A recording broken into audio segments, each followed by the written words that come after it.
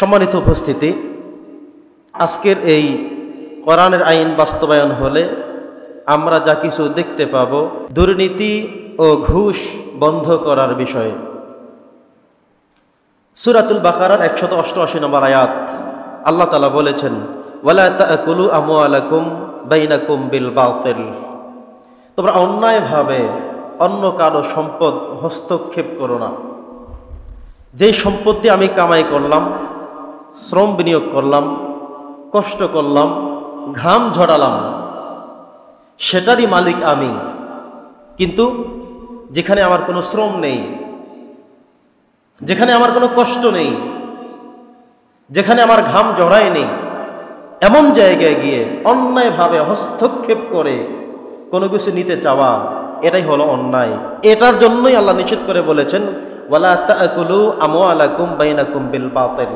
অন্যায়ভাবে জোর করে অন্য কারো সম্পত্তি গ্রাস করতে, খেতে তোমরা যেও না। সুবহানাল্লাহ পড়েন। এই নির্দেশনা কার? আল্লাহ তাআলা। বর্তমানে আমাদের সমাজে দেখবেন চাঁদাবাজি অত্যন্ত রূপে বেড়ে গেছে। গতকালকেও একজন সাংবাদিক কেন ভিডিও করলো, এ কারণে তাকে একজনকে জবাই করে হত্যা করতে দেখেছি, আরেকজনকে ইট মেরে মেরে থেতলাতে দেখেছি। তারও মিনিমাম 15 দিন আগেও আরেকজন ভাইকে চাঁদা না দেওয়ার অভিযোগে তাকে পৃথিবী থেকে বিদায় করে দেওয়া হয়েছে। বড় বড় পাথর নিক্ষেপ করে করে রাস্তার মধ্যে শত শত মানুষের সামনে তাকে মেরে ফেলা হয়েছে, আপনারা দেখেছেন। অথচ কোরআন বলেছে, যেখানে তুমি অধিকারী নও, যেখানে তোমার শ্রম ছিল না, ঘাম ব্যয় হয় নাই, সময় ব্যয় করো নাই, কষ্ট করো নাই, সেখানে গিয়ে হস্তক্ষেপ করা, থাবা দেওয়া, খেতে চাওয়া, এটা চরম অন্যায়। ওয়ালা তাকুলু আমওয়ালাকুম, আল্লাহ নাহির সিগা ব্যবহার করে বলেছেন, তোমরা সেই সম্পত্তি খেতে যেও না বাইনাকুম বিল বাতিল, যেটা আমি আল্লাহ তাআলা তোমাদের জন্য বাতিল রেখেছি, যেটা নিষেধ, যেখানে তোমার কোনো অধিকার নেই। এই যে চাঁদাবাজি, কার অধিকার সেখানে? একজন মানুষ তিনি তার দোকানের মধ্যে বসে ব্যবসা করছেন, আরেকজন মানুষ ক্ষমতার অপব্যবহার করে বললেন আমাকে চাঁদা দিতে হবে। এখানে ব্যবসা করলে, এখানে দোকানদারি করলে আমাকে মাসে এমন একটা ট্যাক্স দিতে হবে, দৈনিক দিতে হবে, বছরে দিতে হবে। নাউজুবিল্লাহ পড়েন। কিসের হক ছিল তোমার? কোন কারণ ছিল তোমার? একজনে হলেন দোকানের মালিক, আরেকজন হলেন ভাড়াটিয়া। একজনে দোকান ভাড়া দিয়েছে, আরেকজনে ভাড়া নিয়ে ব্যবসা করেছে। তুমি কে? তোমার পুঁজিটা কি ছিল? তুমি কি মালিক দোকানের, নাকি ব্যবসার পণ্যগুলো তোমার? কোনটা ছিল তোমার? কেন তুমি হস্তক্ষেপ করে অন্যায়ভাবে আরেকজনের সম্পত্তি লুণ্ঠন করতে এসেছো, চাঁদাবাজি করতে এসেছো? ধিক্কার জানাই তোমাদেরকে। এটা এমন পরিমাণে বেড়ে গিয়েছে প্রতিনিয়ত, যেগুলো সোশ্যাল মিডিয়া আসে সেগুলোই কেবল আমরা দেখি, দেখার সুযোগ হয়, কিন্তু যেগুলো দেখি না, আড়ালে কত কিছু চলছে প্রতিনিয়ত। আল্লাহ এই ক্ষেত্রে বলেছেন সূরাতুল বাকারা 188 নম্বর আয়াত, ওয়ালা তাকুলু আমওয়ালাকুম বাইনাকুম বিল বাতিল। অন্যায়ভাবে হস্তক্ষেপ করে কারো সম্পত্তি গ্রাস করো না, কারো সম্পত্তি খেতে যেও না। যেখানে আপনার কোনো ইনভেস্ট ছিল না, শ্রম ছিল না, সময় ব্যয় করেননি, ঘাম ঝরাননি, কোনো কিছুই করেননি, সেখানে হস্তক্ষেপ করে খাবেন, আল্লাহ তাআলা আপনার জন্য হারাম করে দিয়েছেন। সুবহানাল্লাহ পড়েন। প্রথম কথা হলো, এই আয়াত যদি সংসদ ভবনে, পার্লামেন্টে আলোচনা করে বাস্তবায়নের সিদ্ধান্ত হতো, তাহলে কোনো মায়ের বুক এই কারণে খালি হতো না। কোনো অন্যায়কারী অন্যায় করে, কোনো চাঁদাবাজি করে বাঁচতে পারতো না, কারণ সেই আয়াত আমাদের দেশে বাস্তবায়িত নয়। এই জন্য আমরা চাই কোরআনের শাসন। কি চাই বলেন সবাই? কোরআনের শাসন চাই, কোরআনের আইন চাই। যদি এটা সিদ্ধান্ত হয়ে যায় পার্লামেন্টে যে কোরআন দিয়ে দেশ চালাবো, কোরআন দিয়ে শাসন করব, তাহলে কি ফল পাবো? প্রথম নম্বরে বললাম এটা। বিগত দিনের যারা সরকারে ছিল তারাও বারবার বলেছে আমরা মদিনা সনদ অনুযায়ী দেশ চালাবো, কিন্তু কখনোই চালায়নি। চালিয়েছে? না, কখনোই চালায়নি। মদিনা সনদে দেশ চালাবে, কোরআনের সনদে দেশ চালাবে, অমুক দেশের মতো চালাবে, কিন্তু কোনোটাই তারা বাস্তবায়ন করেনি। আজও আমরা দেখতে পেয়েছি একটি গ্রুপ, তারা বলতে চাচ্ছে আমরা কোরআনের বিরোধিতা কোনো করবো না। ঠিক সেই গ্রুপ থেকে কেউ বলছে আমরা কোরআনের আইন বিশ্বাস করি না। নাউজুবিল্লাহ পড়েন। ঈমান আছে না নাই? চলে গেছে। তো এমন গ্রুপে যারা লিডার, নেতৃত্ব দেয়, তারা যদি বলে কোরআন দিয়ে দেশ চলুক, আমরা চাই না, আমরা কোরআন দিয়ে দেশ চালাবো না, এমন দলের নেতৃত্ব যারা দেয়, তাদের পিছু অনুসরণ যারা করে, এরা নিঃসন্দেহে গোমরাহী এবং পরকালে তারা জাহান্নামের অধিবাসী হবে। পরেন নাউজুবিল্লাহ। বন্ধুগণ আমার, প্রথম পয়েন্টের দ্বিতীয় কথা হলো ঘুষ।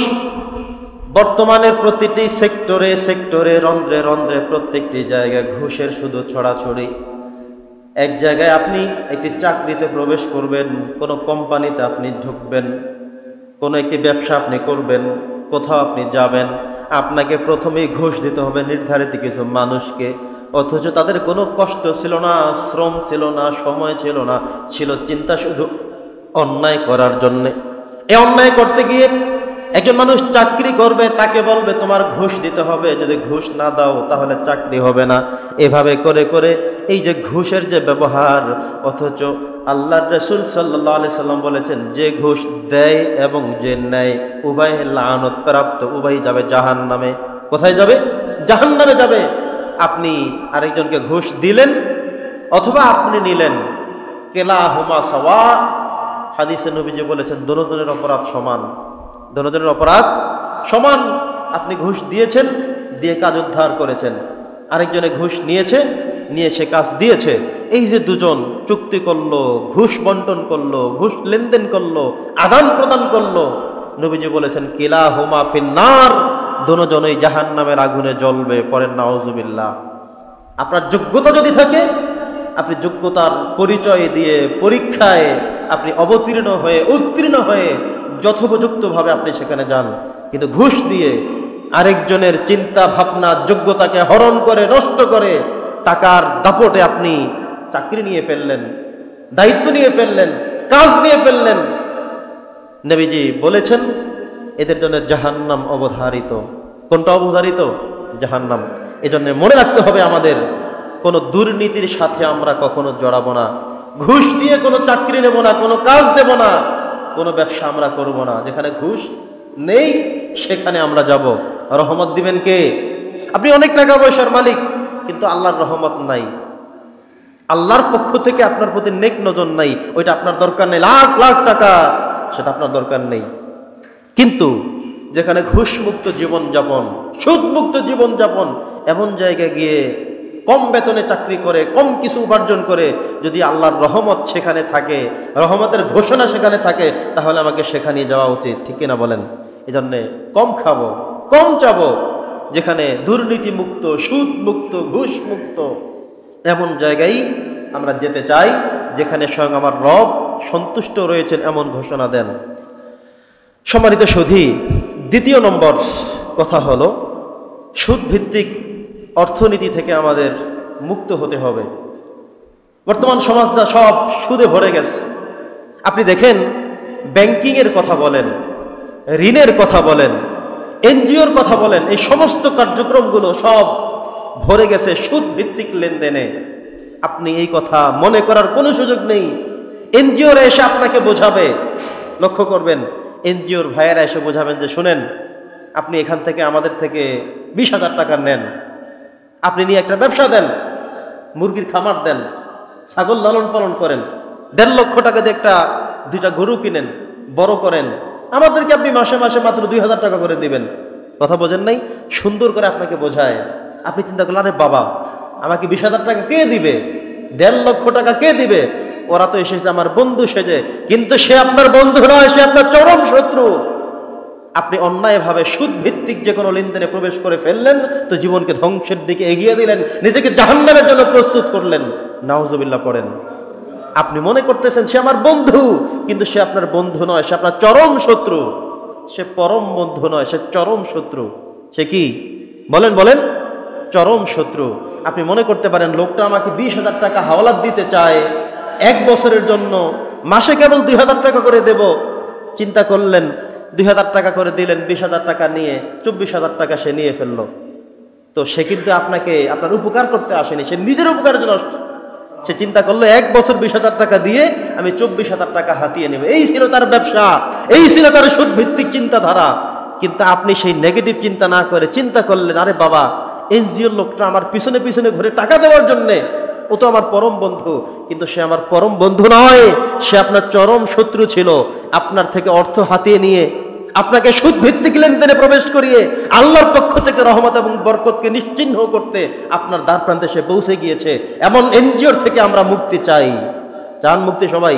এমন এনজিও থেকে আপনি মুক্তি থাকতে হবে। ব্যাংক ব্যবস্থাপনা আপনাকে বলল যে তুমি ব্যাংক থেকে টাকা নাও, 5 লক্ষ টাকা লোন করো, তুমি তোমার কাজ করো, ব্যবসা করো, তুমি আমাকে 3 বছর সময় নাও, সেখানে তুমি 5 লাখ টাকা দিয়ে 6 লাখ টাকা দিবা, সমস্যা কোথায়? কথা বোঝেন নাই? আপনি চিন্তা করলেন, আরে বাবা, আমার সে পরম বন্ধু, সে আপনার থেকে চায় 3 বছরের ব্যবধানে তার 5 লক্ষ টাকাকে 6 লক্ষ টাকা বানিয়ে নিতে চায়। কিন্তু আপনি মনে করলেন সে আপনার পরম বন্ধু, কিন্তু সে আপনার বন্ধু সেজে যায়নি, সে বন্ধু হতে যায়নি, সে আপনার বন্ধু না, সে আপনার চরম শত্রু। সে আপনাকে জাহান্নামে নিয়ে যেতে চায়, সে আপনাকে সুদী ব্যাংকের সাথে ঢোকাতে চায়, যেখানে আল্লাহর রহমত, বরকত, মাগফিরাত, নাজাত, মুক্তি কিচ্ছু নাই। এই জন্যে আমাদের মনে রাখতে হবে যে যতক্ষণ পর্যন্ত ইসলামী রাষ্ট্র আমরা হাতে না পাবো, কোরআনের রাষ্ট্র আমরা না পাবো, কারণ আইন বাস্তবায়িত না হবে, ততদিন পর্যন্ত তারা আমাদের বন্ধু সাজতে পারে, বলতে পারে, কিন্তু তারা আমাদের বন্ধু না। বরং সে আমায় টাকা হাওলাত দিতে এসে আমাকে ঋণের মধ্যে ঢুকিয়ে, সুদের মধ্যে ঢুকিয়ে, হারাম খাওয়িয়ে আমার ইবাদত, বন্দেগী, চিন্তা চেতনা সবকিছুকে জাহান্নামের দিকে নিয়ে যাচ্ছে। এই জন্য তাদের থেকে আমাদের দূরে থাকতে হবে। সম্মানিত সুধী, যাকাত ব্যবস্থাপনা যদি ঠিকঠাক মতো থেকে থাকতো আমাদের দেশে, তাহলে এই চিন্তাধারা কখনোই হতো না। আপনার অনেক টাকা পয়সা আছে, এই যে ব্যাংকের থেকে ধরুন আপনারা একজনে ব্যাংকের মধ্যে 10 লক্ষ টাকা রেখে দিলেন, আপনার সন্তান বাহিরে আছে, অথবা আপনার অনেক টাকা পয়সা আছে, কি করবেন? 10 লক্ষ টাকা উনি ব্যাংকে রেখে দিল, উনি গিয়ে বলল আমার 10 লক্ষ টাকা দরকার। ব্যাংকের ম্যানেজার চিন্তা করলো তাহলে 10 লক্ষ টাকায় 12 লক্ষ টাকায় উনি বানাবে। টাকার মালিক এই ব্যক্তি, দিচ্ছে ওই ব্যক্তিকে, মাঝখান থেকে ওনারা 2 লক্ষ টাকা ব্যবসা করছে, অথচ টাকাটা ছিল ওনার, খাচ্ছেন এখন ওনার থেকে। এটাই তো বাস্তবতা নাকি? সম্মানিত উপস্থিতি, যাকাত ব্যবস্থাপনা যদি থাকে, ইসলামিক রাষ্ট্র যদি আমরা হাতে পেতাম, তাহলে এই যে অতিরিক্ত নেওয়া, ঘুষের ব্যবস্থাপনা, সুদভিত্তিক লেনদেন, এগুলো থেকে আমরা মুক্তি থাকতে পারতাম। যখনই আপনি সুদভিত্তিক লেনদেনে ঢুকে যাবেন, মনে রাখতে হবে আপনাকে যে আপনি আল্লাহর রহমত থেকে বিচ্যুত হয়ে গেলেন, রহমত থেকে সরে গেলেন। আপনি যতই দেখবেন যে ব্যাংক আপনাকে উপকার করেছে, কোনো জায়গা থেকে আপনাকে ঋণ দেওয়া হচ্ছে, কোনো এনজিও থেকে আপনাকে কোনো কার্যক্রমে অংশগ্রহণ করাচ্ছে, আল্লাহ তাআলা কি বললেন? সূরা বাকারা 178 নম্বর আয়াত, ইয়া আইয়ুহাল্লাযীনা আমানুত্তাকুল্লাহা ওয়াজারু মা বাকিয়া মিনার রিবা। আল্লাহ বলছেন তোমরা সুদ থেকে সরে আসো। আল্লাহ বারবার বলছেন ইয়া আইয়ুহাল্লাযীনা আমানুত্তাকুল্লাহ, হে ঈমানদাররা তোমরা আল্লাহকে ভয় করো। বলছেন কে? জোরে বলেন। আল্লাহ তাআলা বলছেন সূরা বাকারা 178 আয়াত, খুলে দেখবেন, অর্থ পড়বেন, ব্যাখ্যা পড়বেন, তাফসীর দেখবেন যে এখানে কাদের কথা বলা হয়েছে। আপনি ব্যবসা করছেন, আপনি কোনো কর্ম করে খাচ্ছেন, কিন্তু আপনি কোনো এনজিওর মধ্যে আছেন কিনা, ব্যাংকিং সুদভিত্তিক কোনো লেনদেনের সাথে জড়িত আছেন কিনা, তাহলে আয়াতখানে একটু খুলে দেখবেন। সূরা বাকারা 178 আয়াত। আল্লাহ বলছেন ইয়া আইয়ুহাল্লাযীনা আমানু, হে ঈমানদাররা, মানে আমরা যারা মসজিদে আছি, ঈমানের দাবি নিয়ে কিন্তু মসজিদে আসছি, আমাদেরকে আল্লাহ তাআলা অত্যন্ত দরদ করে, আদর করে বলছেন ইয়া আইয়ুহাল্লাযীনা আমানু, হে ঈমানদাররা, ইত্তাকুল্লাহ, আমি আল্লাহকে ভয় করো। কোন বিষয়ে, কোন ব্যাপারে? ওয়াজারু মা বাকিয়া মিনার রিবা, তোমরা যারা সুদের সাথে জড়িত আছো, সুদ আছে, সুদের চিন্তা, এটা থেকে সরে আসো, ছেড়ে দাও, সুদের সাথে জড়িও না। আল্লাহ কত সুন্দর করে বলছেন, ঈমানদাররা শোনো, আমি আল্লাহকে ভয় করো, সুদভিত্তিক লেনদেন ছেড়ে দাও, সুদভিত্তিক লেনদেন করো না, কাছেও যেও না, মারাত্মক চরম ধরনের অপরাধ। এরপর আল্লাহ বলেছেন ইন কুনতুম মুমিনিন, যদি তোমরা ঈমানদার হয়ে থাকো, মুমিন হয়ে থাকো। দেখেন শুরুতে আল্লাহ কত সুন্দর করে বললেন, হে ঈমানদাররা, আমি আল্লাহকে ভয় করবে না, ভয় করো আমি আল্লাহকে, আর সুদভিত্তিক লেনদেনগুলো থেকে তোমরা সরে আসো, ছেড়ে দাও, করো না, এটা মারাত্মক অন্যায়। শেষে সে আবার এই কথা বলেছেন যে ছেড়ে তোমরা দিবা কখন? ইন কুনতুম মুমিনিন, যদি তোমরা ঈমানদার হও, মুমিন হও, তাহলে কেবলমাত্র ছাড়বে। এবার আপনি চিন্তা করে দেখুন আমাদের মধ্যে কে কে আছে, আমরা কে কে আছি এমন জায়গায় যুক্ত, অনতি বিলম্বে, খুব রিসেন্টলি, দ্রুত সময়ের মধ্যে আল্লাহর থেকে সাহায্য চেয়ে যত দ্রুত সম্ভব এই ব্যবস্থাপনা থেকে আমরা যেন সরে আসি। আল্লাহ তৌফিক দান করুক, বলে আল্লাহুম্মা আমিন। সম্মানিত উপস্থিতি, তৃতীয় নম্বর আইন, যে আইন চালু হলে আমাদের বাংলাদেশ একটি সোনালী দেশে পরিণত হবে, সেটা হলো চুরি ডাকাতি বন্ধ করা। আল্লাহ তাআলা কোরআনুল হাকিমে সূরা মায়েদা 38 নম্বর আয়াতে বলেছেন, আস-সারিকু ওয়াস-সারিকাতু ফাকতাউ আইদিয়াহুমা। আল্লাহ বলছেন পুরুষ চোর এবং মহিলা চোর। চোর তো দু ধরনের হতে পারে, পুরুষও চুরি করতে পারে, মহিলাও করতে পারে। এই জন্য আল্লাহ তাআলা দোনোটা শব্দকে উল্লেখ করেছেন, আস-সারিকু ওয়াস-সারিকাতু। পুরুষ চোর নারী চোর দুজনের জন্যই বলছি, যদি কেউ চুরি করে থাকে তাহলে ফাকতাউ আইদিয়াহুমা, তাদের হাত কেটে দাও। যদি চুরি করে থাকে হাত কেটে দাও। এরপর আল্লাহ বলেছেন শেষের দিকে এসে, জাযাআম বিমা কাসাবা। কেন? এটা তাদের প্রতিদান। কেন তারা এমন অন্যায় করে সম্পত্তি হরণ করলো? নাকালাম মিনাল্লাহ, এটা আল্লাহর থেকে শাস্তি। আসুন, এবার আমাদের দেশে যদি কখনো এমন হতো যে একজন চোর ধরা পড়েছে, বিশাল আকারে চুরি করেছে, এমন একজন চোর ধরার পরে যদি রাষ্ট্রীয়ভাবে তার হাত কেটে দেয়া হতো, তখন সমগ্র দেশের সব মানুষ বুঝতে সক্ষম হতো যে এমন ধরনের কখনো চুরি যদি আমরা করে থাকি, হাত কেটে দিবে। হাত কেটে দেওয়া মানে কি? স্থায়ীভাবে একটা সমাধান হয়ে গেল। যেমন একটা মানুষের আপনি যখন দেখলেন হাত নেই, আপনি দেখলেই বুঝবেন যে এই লোকটা চোর ছিল। উনি যতদিন বেঁচে থাকবে ততদিন হাত বিহনে তিনি বেঁচে থাকবেন, ততদিন সমাজের প্রত্যেকটি রন্ধ্রে রন্ধ্রে সমস্ত মানুষ বুঝবে লোকটা চোর ছিল। যতদিন বেঁচে থাকবে ততদিন চোরের অজুহাত নিয়ে বাঁচবে। ঠিক কিনা বলেন? ওনার সন্তানদেরকে কেউ দেখলে বুঝবে যে তোমার বাবা তো চোর ছিল, ওই যে হাত কাটা। তার মেয়েকে বলবে চোরের মেয়ে, চোরের ছেলে, এবং চোরের ভাই, চোরের বাবা। এভাবে যখন হয়ে যাবে, দেখবেন একটা বিচার যদি ঠিকমতো আমাদের দেশে করা যেত, একদম টেকনাফ থেকে তেতুলিয়া, রূপসা থেকে পাথুরিয়া সমস্ত মানুষগুলো এ বিষয়ে সোচ্চার হয়ে যেত। হয়তো আবার কেউ ভুল করতো, আরেকটা হাত যদি কেটে দেওয়া হতো, তারপরে দেখতেন যে আস্তে আস্তে সব অটোমেটিকলি ঠিক হয়ে যেত। কারণ এটা আল্লাহর বিধান। কার বিধান? বলেন সবাই, বলেন বলেন। আল্লাহর বিধান। আল্লাহর বিধানের কাছে অন্য কোনো বিধান কখনো গ্রান্টেবল না। আমাদের দেশে হয় কি, চুরি করেছে, সাক্ষ্য খুঁজেছে, ধরা পড়ে নাই, দলীয়করণ, বিভিন্ন চিন্তা ভাবনা করে গ্রেপ্তারি তাকে করা হয়নি, সে রাস্তার মধ্যে দিব্যি হাঁটছে। একদিন যখন সে চুরি করে সেরে ফেললো, আর একদিন তার থেকে বড় ধরনের চুরি করার প্ল্যান সে এঁকে ফেললো। এভাবে করে করে সে কিন্তু চুরি করছে, সে কিন্তু চুরি থেকে সরে আসছে না। অথচ এই বিধানটা যদি যে কোনো একজন মানুষের ক্ষেত্রে, একাধিক মানুষের ক্ষেত্রে কখনোই প্রয়োগ করার কোনো বিধান আমাদের দেশে করা যেত, কোরআনে তো আছে।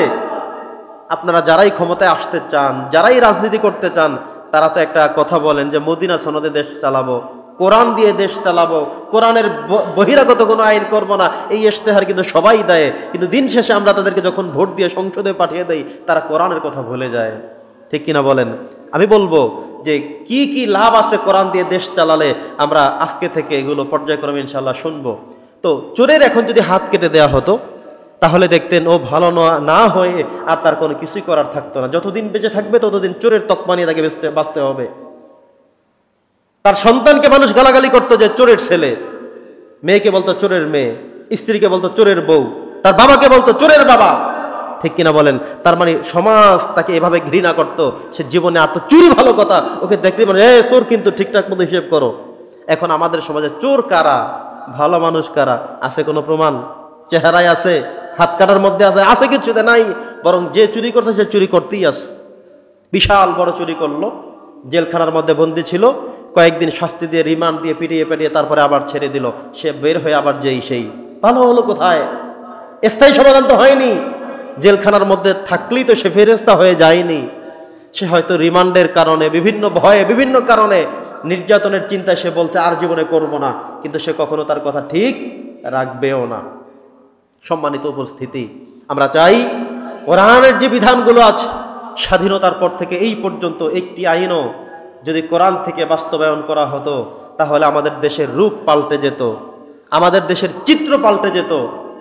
সম্মানিত উপস্থিতি, তো যেটা বলছিলাম, এখানে আল্লাহ তাআলা সূরা মায়েদার 38 নম্বর আয়াতে বলেছেন, আস-সারিকু ওয়াস-সারিকাতু ফাকতাউ আইদিয়াহুমা। চোর পুরুষ হোক নারী হোক, তাদের হাত কেটে দাও।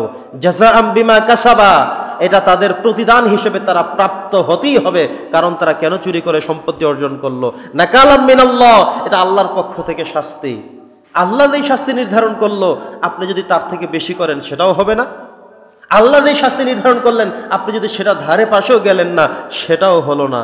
এই জন্য মূলত আমরা রাষ্ট্রীয়ভাবে, দেশীয়ভাবেই আমরা আল্লাহর রহমত থেকে বঞ্চিত। কারণ আমাদের দেশে কোরআন চলে না। আমরা শুধুমাত্র কোরআনকে তেলাওয়াতের জন্যই রেখে দিয়েছি। ফজরের পরে তেলাওয়াত, নামাজের মধ্যে তেলাওয়াত, রমজান মাসে তারাবির মধ্যে তেলাওয়াত। কিন্তু এই তেলাওয়াত, এই কোরআনকে আমরা আমাদের সমাজে, রাষ্ট্রে, সংসদ ভবন পর্যন্ত যতদিন পর্যন্ত পৌঁছাতে পারবো না, ততদিন পর্যন্ত রহমত বরকত থেকে আমরা রাষ্ট্রীয়ভাবেই বঞ্চিত থেকে যাব। প্রিয় সুধী, আমরা কি চাই যে কোরআন সংসদে যাক? কোরআনের মধ্যে আল্লাহ তাআলা 500 আয়াত, বেশি না, শুধু 500 আয়াত দিয়েছেন, যেগুলো হুকুম সম্বলিত, বেশি না। সিদ্ধান্ত হোক, এবার যারা পার্লামেন্টে যাবেন সিদ্ধান্ত দিয়ে দেন, আমরা 10টা আয়াতের আইন পাস করব, বেশি লাগবে না, মাত্র 10টার ঘোষণা দেন। আরে 5টার ঘোষণা দেন। চুরির ঘোষণা একটা দেন, জেনার একটা ঘোষণা দেন। কিছুদিন আগে আমরা আসিয়া হত্যা দেখেছি, ধর্ষণ করে এমন ভাবে তাকে শেষ করেছে, অবশেষে আইসিইউতে থেকে, সেখান থেকে, দুনিয়া থেকে শেষ হয়ে গেছে। কিন্তু কই বিচার কি আজও পেলাম? এতদিন না হয় আমরা মনে করেছি যে আওয়ামী লীগ সরকার থাকার কারণে এগুলোর বিচার হয় না। কই, আমরা তো একটা স্বাধীনতার জায়গায় ছিলাম, তো বিচার তো তখনও আমরা পেলাম না। কত হত্যা, কত কিছু, কত ধর্ষণ সব পড়ে আছে ওখানে। কিন্তু আইনটা যদি এমন হয় যে যাকে অন্যায়ভাবে মারলো তার লাশ ততক্ষণ পর্যন্ত দাফন করা হবে না যতক্ষণ খুনিকে ধরা হবে, বিচার করা হবে, ফাঁসি দেওয়া হবে। আগে তার কবর হবে, পরে যাকে মারা হলো তার কবর হবে। দেখতেন সব সোজা হয়ে যেত।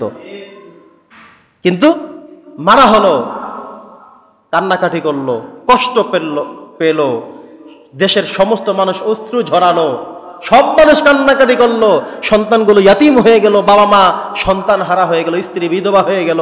এই পর্যন্তই কান্নাকাটি করে শেষ। 1-2 দিন মিডিয়ার মধ্যে ঘুরপাক খাচ্ছে, এরপরে কবরস্থ করার পর আর কেউ খবর নেয় না। এরপরের দিন এমন নতুন এক কিছু এসে দাঁড়িয়ে যায়, ওই কথা কারো চিন্তা করার সুযোগই নাই। কিন্তু যদি সিদ্ধান্তটা এমন হতো, আল্লাহ তো বলেই দিয়েছেন, কোন মানুষ যদি কোনো মানুষকে হত্যা করে তাহলে সেজন্য ফাঁকা আন্নামা কতালান নাসা জামিয়া, সেজন্য সব মানুষকে হত্যা করেছে, এমন হলো বিধান। কারণ এই রুহুটা দেয় শুধু আল্লাহ। একজন মানুষকে পিটিয়ে মারতে পারে এমন কোন মানুষ পৃথিবীতে আসতে পারে না, কোনো অধিকার নাই, কারো অধিকার নাই। একজন মানুষ অন্যায় করতে পারে, সেজন্য তার জন্য আইন আছে, আদালত আছে, জেল জুলুম আছে, ওখান থেকে সিদ্ধান্ত হবে। আইনগতভাবে লড়াই করে বাঁচতে পারলে পারবে, যেটা হয় সেখানে হবে। কিন্তু আপনার মন মতো না হওয়ার কারণে আপনি মেরে ফেললেন, শেষ করে দিলেন, বিদায় করে দিলেন, হত্যা করে। আমি এত কষ্ট পাই, কারণ রুহটা দিয়েছি আমি, নেওয়ার মালিকও আমি, সবকিছু আমার দায়িত্বে। সেই দায়িত্ব তোমরা কেউ নিয়ে একজন মানুষকে হত্যা করলে, মেরে ফেললে, আল্লাহ বলছেন ফাঁকা আন্নামা কতালান নাসা জামিয়া, সেজন্য সমগ্র পৃথিবীর সবগুলো মানুষকে হত্যা করলে। নাউজুবিল্লাহ পড়েন। কত জঘন্য কথা আমার আল্লাহ বলেছেন।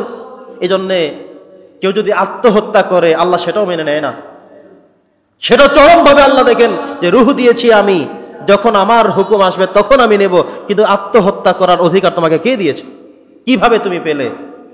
সম্মানিত উপস্থিতি, তো যেটা বলছিলাম, এমন আইনগুলো আমাদের সমাজে বাস্তবায়িত হোক। শুধু আমরা স্বপ্ন দেখি, চিন্তা করি, কিন্তু আমরা আশা করি পরবর্তীতে এখন যারা আমাদের রাষ্ট্র পরিচালনার দায়িত্ব নিতে উৎসুক হয়ে আছেন, দায়িত্ব নিতে চাচ্ছেন, দায়িত্ব প্রার্থী হয়ে আছেন, আপনারা ইশতেহার ঘোষণা করুন যে বছর আমরা সংসদে গেলে কোরআনের মাত্র 5টা আয়াত বাস্তবায়ন করব। মাত্র 5টাই বলেন, 10টা লাগবে না।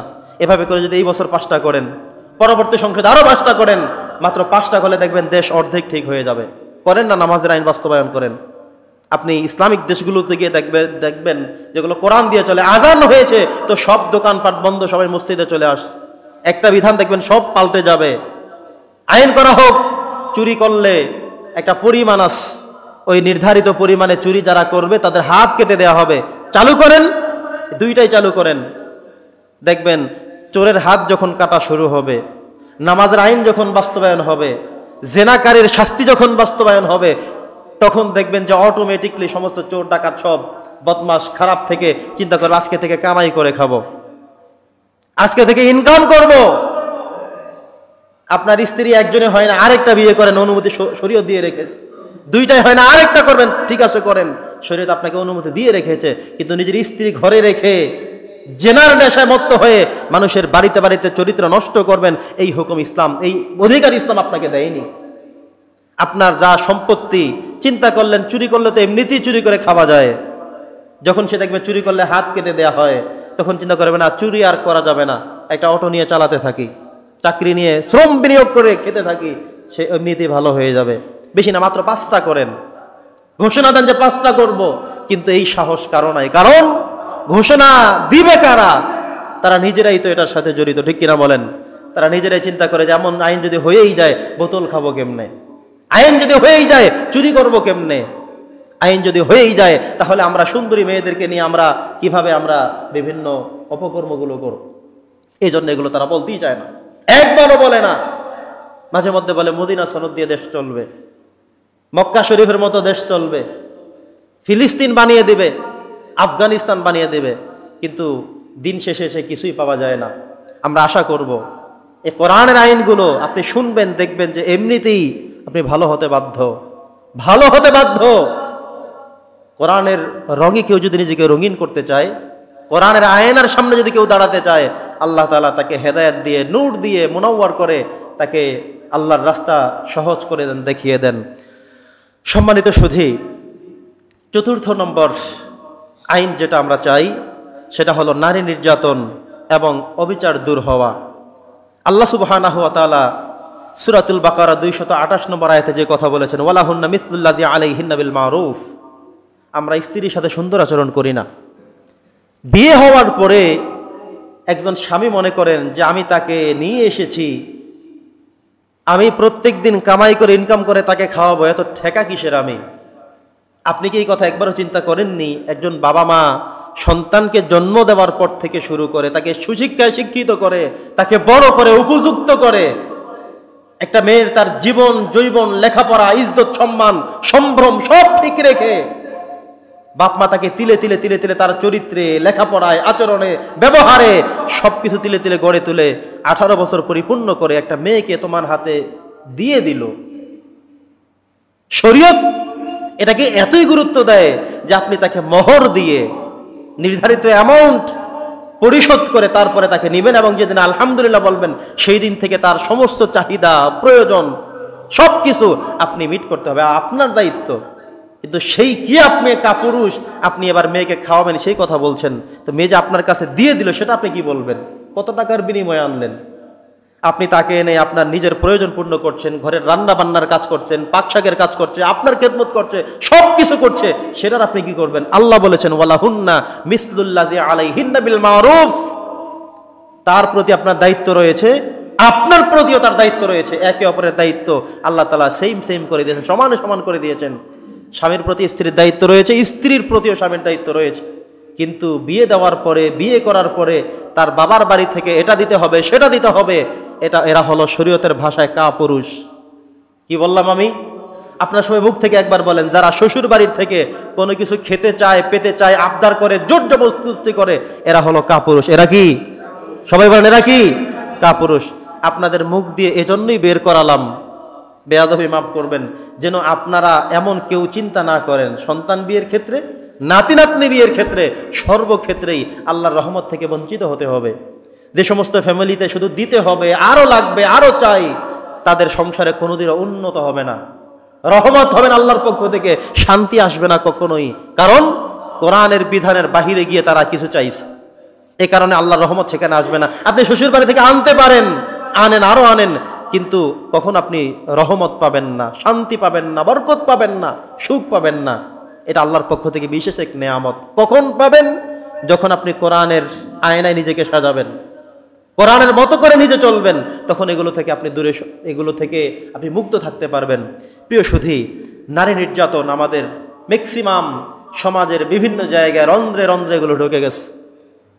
এগুলো থেকে আমাদের মুক্ত থাকতে হবে। একজন মা তার মেয়েকে আপন হিসেবে দেখতে পারে, কিন্তু নিজের আপন পুত্রকে বিয়ে করানোর পরে পুত্রবধূ আসলে তাকে মেয়ে হিসেবে নিতে পারে না।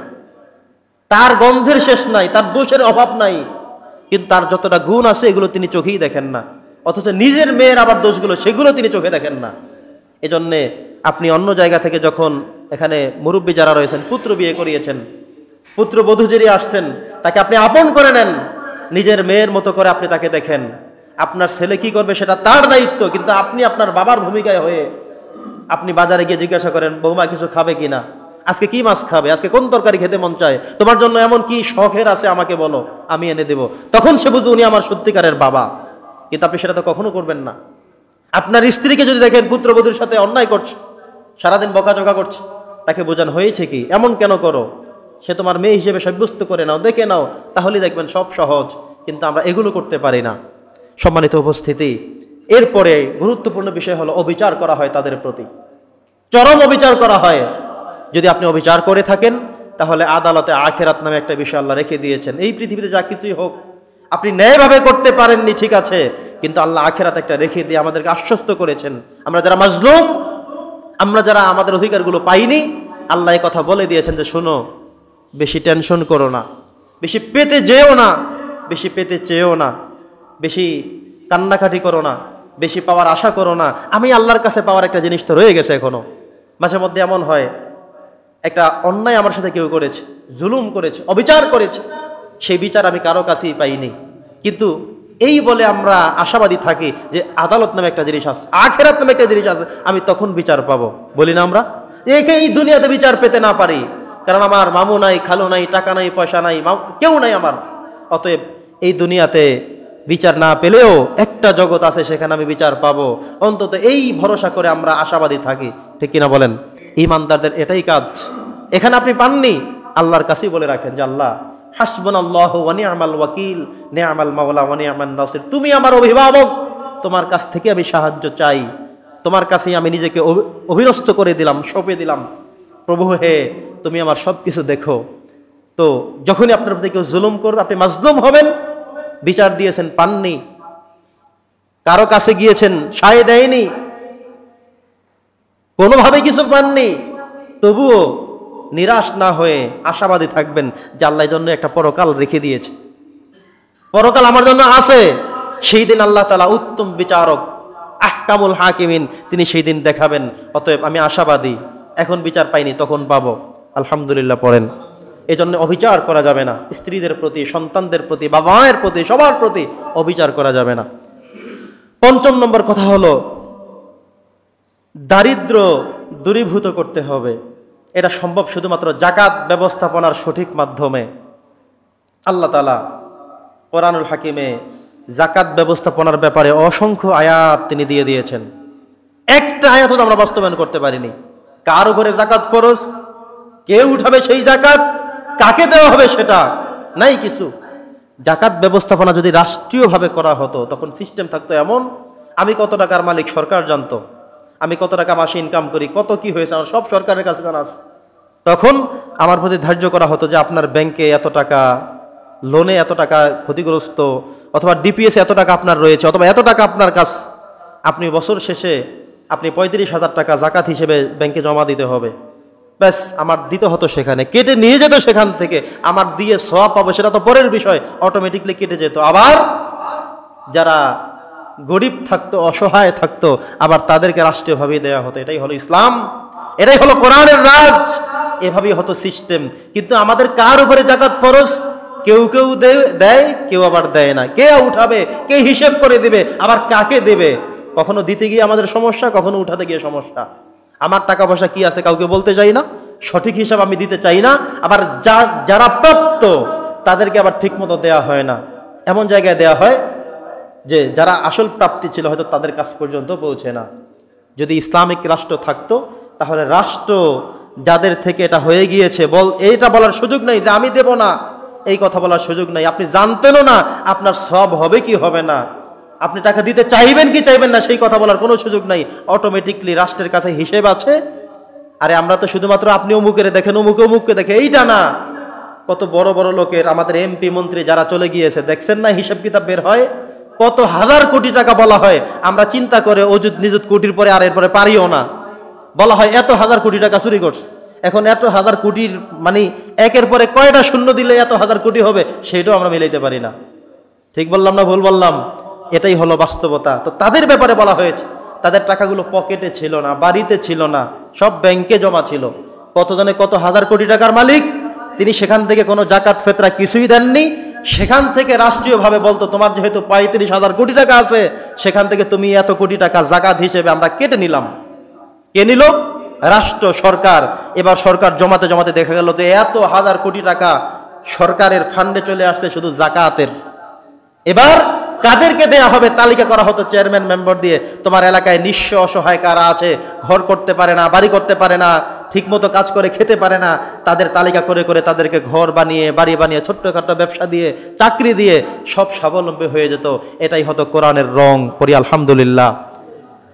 সম্মানিত সুধী, এজন্যই আল্লাহ সুবহানাহু ওয়া তাআলা বলেছেন যে খুয মিন আমওয়ালিহিম সাদাকা তুতাহহিরুহুম ওয়া তুযাক্কিহিম, যে তোমাদের থেকে যদি তোমাদের যাকাতের অর্থগুলো যদি গ্রহণ করা হতো তখন সেটা তোমাদের পবিত্র হয়ে যেত এবং পরিশুদ্ধ হয়ে যেত। আল্লাহ বলছেন তুতাহহিরুহুম, সেটা পবিত্র হয়ে যেত, ওয়া তুযাক্কিহিম, এবং পরিশুদ্ধ হয়ে যেত। দুইটা কথা বলেছেন। কিভাবে? যদি খুয মিন আমওয়ালিহিম সাদাকা, তোমাদের থেকে যদি সম্পত্তিগুলো অর্জন করা হতো। অসংখ্য মানুষ এমন আছে, উনি যত টাকার মালিক, প্রত্যেক বছর জাকাত হচ্ছে, প্রত্যেক বছর জাকাতের অ্যামাউন্ট একটা একটা করে হচ্ছে, উনি কখনোই জাকাত দেয় না, কখনোই দেয় না। তার মানে হলো ওনার অরিজিনাল টাকার সাথে গরিবের হক তার মধ্যে সংযুক্ত আছে। এই বছর দিল না মানে গরিবেরটা রয়ে গেছে, পরবর্তী বছর দিল না তার মানে গরিবেরটা এখনো তার মধ্যে রয়ে গেছে, পরবর্তী বছরে তিনি দিলেন না, তখন এই যে গরিবের অনেকগুলো হক, টাকা পয়সা আপনার কাছে রয়ে গেছে, যেটা শরীয়ত বাধ্য করে দিয়েছে, এটা যখন আপনি দেননি, একটা সময় বিস্ফোরণ হয়ে দেখবেন আপনার ফ্যামিলির মধ্যে এমন এক রোগ চলে আসবে, আপনি ওই গরিবের টাকা পয়সা ডাক্তারের কাছে খাওয়াতে খাওয়াতেও এরপরে শান্তি আর খুঁজে পাবেন না। এই যে সমস্ত আমাদের এমপি মন্ত্রীরা লক্ষ লক্ষ কোটি কোটি টাকা অমুক দেশে তমুক দেশে রেখে বা নিজের দেশে রেখে গেছে, খাইতে পারছে কেউ? শান্তিতে কি আছে কেউ? বিগত দিনেও কি কেউ ছিল এমন? কখনোই না। কারণ কোরআনের কথার বাহিরে কোনো কিচ্ছু হবে এটা আমরা ইমানদার অন্তত বিশ্বাস করি না।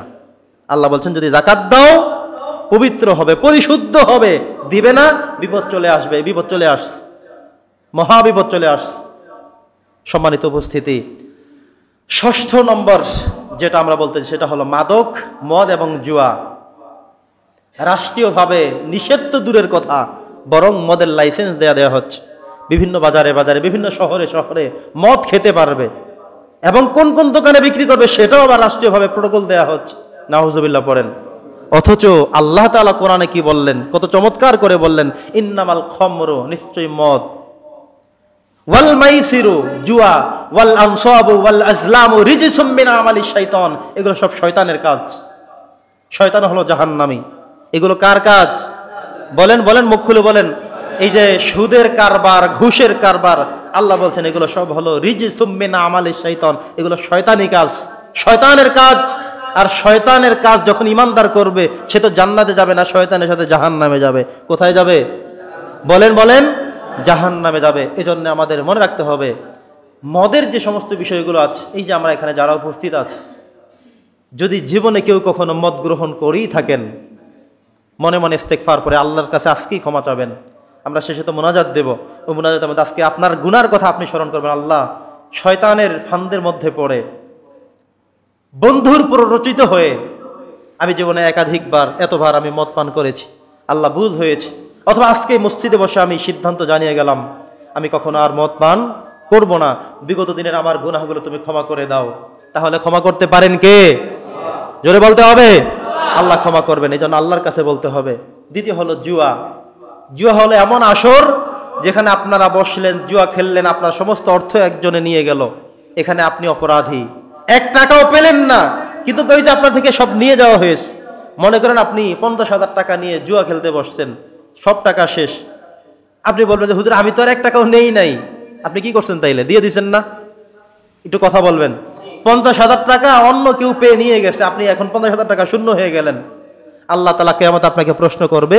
গুরুত্বপূর্ণ 5টা প্রশ্নের মধ্যে একটা হলো এইভাবে যে আপনি কোন রাস্তায় ইনকাম করেছেন আর কোন রাস্তায় ব্যয় করেছেন। আপনার ব্যয়টা হয়েছে হারাম পথে। কোন পথে? যতই আপনি হালাল পথে ইনকাম করলেন, কিন্তু ব্যয় করার ক্ষেত্রেও মনে রাখতে হবে সেখানে 1টা টাকাও যেন হারাম পথে না যায়। এই যে জুয়া খেলতে বসে 50,000 টাকা দিয়ে চলে আসলেন, আর বলেন আস্তাগফিরুল্লাহ আস্তাগফিরুল্লাহ, আর জুয়া খেলতে যাব না। যেটা দিয়ে আসছেন মনে রাখতে হবে আপনাকে এই 50,000 টাকা হোক, 20,000 টাকা হোক, যেটা জুয়ায় দিয়ে আসছেন এটার জন্য আপনাকে জবাবদিহি করতেই হবে। এটাই কোরআনের আইন, কোরআনের কথা। আরেকটা হলো আপনি জুয়া খেলতে বসছেন, মোটামুটি অনেকগুলো টাকা পাইছেন, মনে করেন 50,000 টাকাই পেয়ে গেছেন, আপনি তো মহা খুশি। এবার চিন্তা করলেন যে 50,000 টাকা যেহেতু পাইছি, 1 টাকাও আমি খামু না।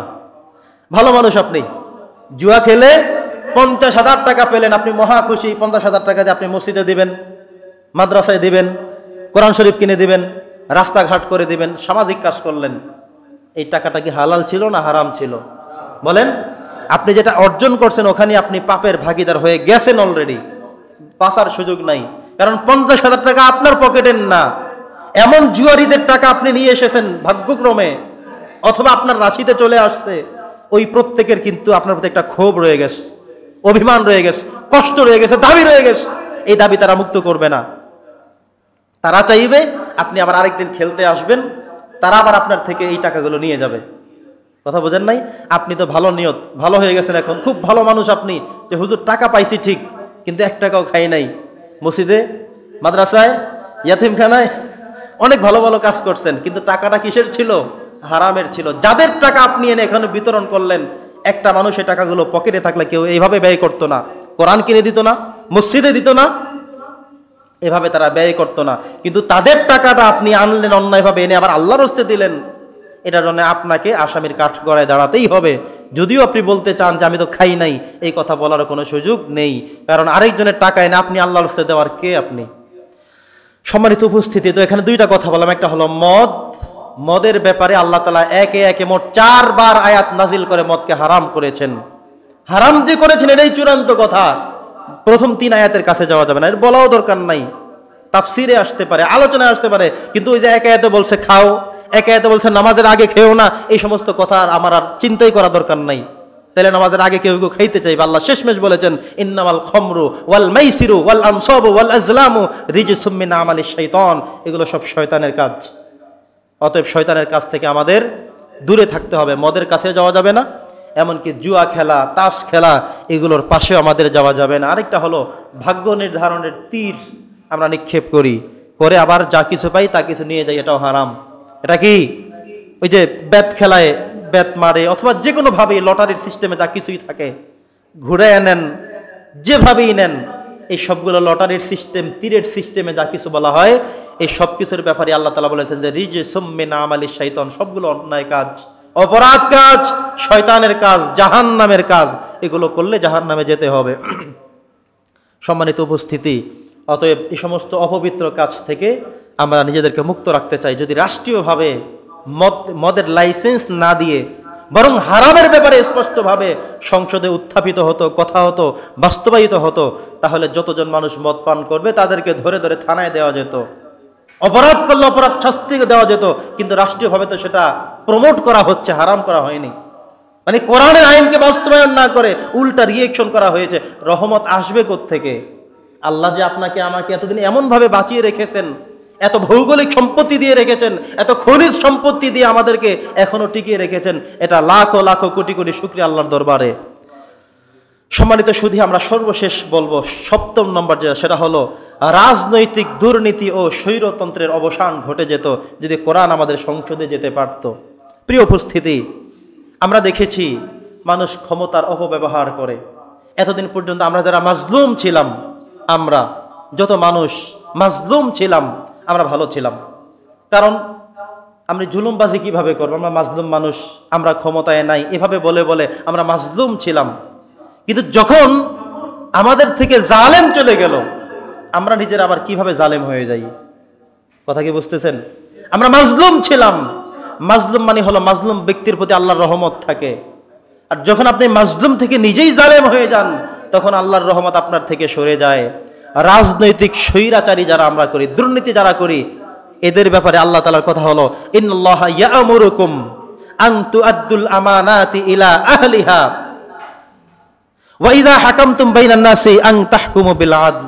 সূরা নিসা 58 নম্বর আয়াত। রব্বে কারীম বলেছেন যে আল্লাহ তোমাদেরকে নির্দেশ দিয়েছেন, তোমাদের উপরে দায়িত্বের যে আমানতের যে দায়িত্ব দেয়া হলো, এটাকে তোমরা ইনসাফের সাথে যথোপযুক্তভাবে তোমরা বাস্তবায়ন করো। ধরুন একজন চেয়ারম্যানের কাছে বা মেম্বারের কাছে অথবা দায়িত্বশীলদের কাছে বলা হলো যে পঙ্গু ভাতা আসছে প্রত্যেকটা ইউনিয়নের জন্য 50 জনের, বুঝতেছেন? তাইলে এই চেয়ারম্যানের উপরে আমানত হয়ে গেল ওনার ইউনিয়ন থেকে 50 জন পঙ্গু মানুষকে খুঁজে তারপরে তিনি তাদের ব্যাপারে কথা বলা, তাদেরকে তাদের ভাতাটা, তাদের প্রাপ্তিটা বুঝিয়ে দেওয়া। তাই কি বুঝতেছেন?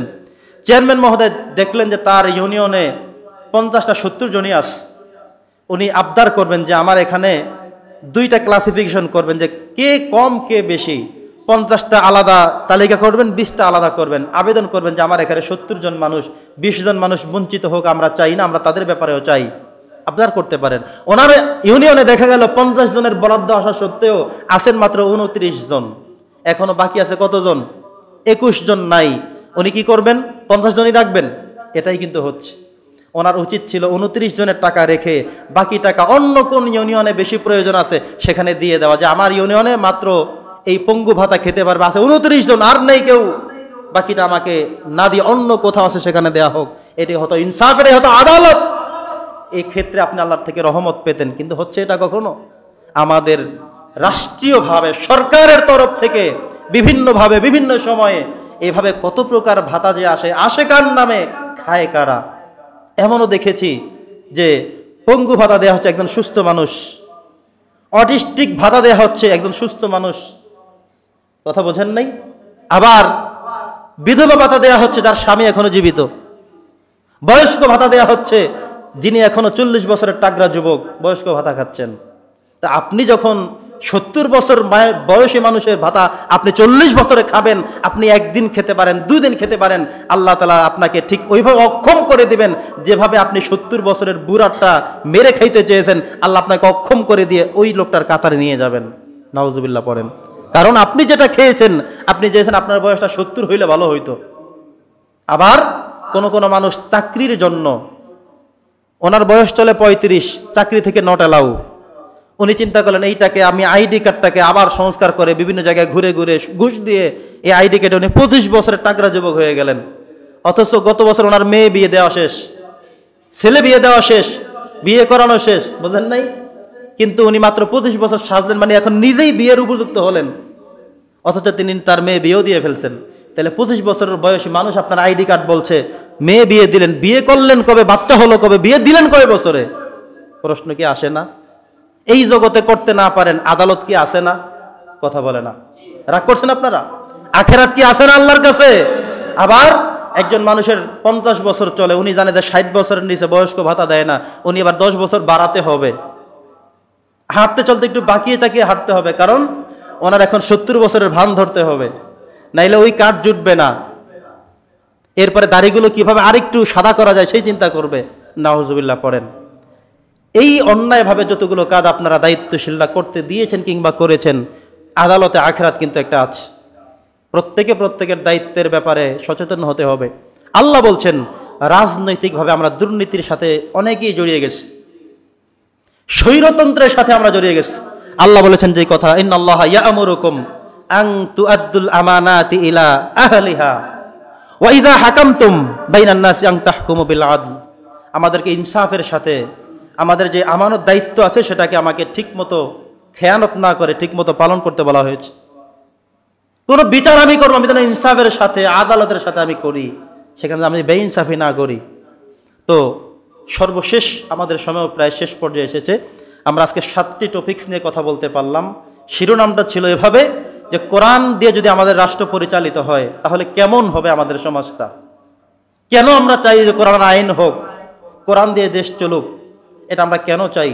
এর ধারাবাহিকভাবে আজকে প্রথম পর্বে আমরা 7টা বিষয় নিয়ে আমরা আজকে কথা শুনলাম। আমরা আশা করব পর্যায়ক্রমে আরও গুরুত্বপূর্ণ কিছু বিষয় নিয়ে আমরা আলোচনা করি, যাতে করে আপনারা যদি শুনে থাকেন অনুধাবন শুরু করবেন। আপনাদের নেতৃত্ব স্থানে যারা রয়েছে, যারা চেয়ারম্যান পদে ইলেকশন করতে চায়, এমপি পদে দাঁড়াতে চায়, তাদের কাছে মেসেজগুলো আস্তে আস্তে পৌঁছে দিবেন। তারা যদি বুঝতে সক্ষম হয় আস্তে আস্তে করে ইশতেহার ঘোষণা তারা করুক। আমরা চাই অন্তত 5টা ঘোষণা করুক যে এই বছর আমরা যারা ক্ষমতা যেতে পারবো, আমরা যদি যেতে পারি তাহলে কোরআনের 500 আইনের মধ্যে মাত্র 5টা আইন বাস্তবায়ন করব। একটা ঘোষণাই শুধু দেন না, 5টা আইনের কথাই শুধু বলেন না, আনেন না যে চুরি করবে হাত কাটা যাবে, করেন না বাস্তবায়ন, 5টা আইন করেন, দেখবেন অটোমেটিকলি সব সোজা হয়ে যাবে। কিন্তু এমন সাহস আমাদের নেতাদের নাই, কারণ প্রথম চোর হলো আমাদের নেতারা। কত কিলোমিটার রাস্তা মেরে খেয়ে দেয়, কোন কোন জায়গায় জায়গা জমি দখল করে, উনি আসলে দখল করে, উনি গেলে আবার দখল ছুটে যায়। ঠিক এভাবেই চলছে আমাদের দেশ। এজন্য ওনারা কখনো মুখ থেকে এই কথা বলে না যে আমরা আসলে কোরআন দিয়ে চালাবো, অন্তত 5টা বিধান কায়েম করব, এই কথা বলার সাহস কারো নাই। সম্মানিত সুধী, আমরা আজকে কয়েকটা গুরুত্বপূর্ণ বিষয় নিয়ে কথা বলেছি। আমি আশা করব আমরা অনুধাবন করব, যারা শুরু থেকে শুনেছি অনুধাবন করব, চিন্তা করব, বুঝবো। আমরা চাই আমাদের আগামীর বাংলাদেশ যেন কোরআনের বাংলাদেশ হয়। রাজি আছেন আপনারা? আগামীর বাংলাদেশ যেন ইসলামের বাংলাদেশ হয়, আল্লাহ যেন সেভাবে কবুল করেন, বলে আমিন। ওয়া আখিরু দাওয়ানা আলহামদুলিল্লাহি রাব্বিল আলামিন।